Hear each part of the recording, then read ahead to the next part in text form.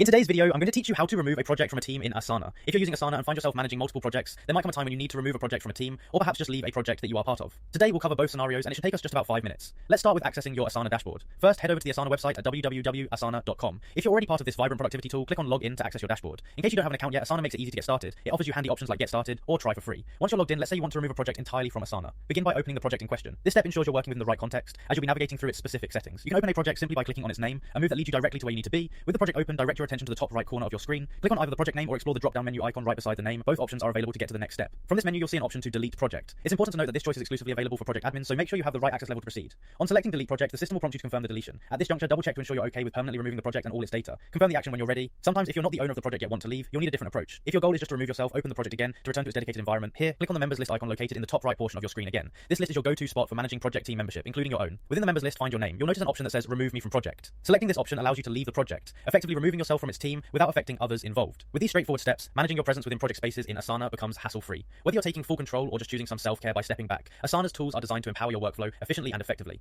Thanks for joining me in this quick tutorial. Until next time, happy organizing in Asana.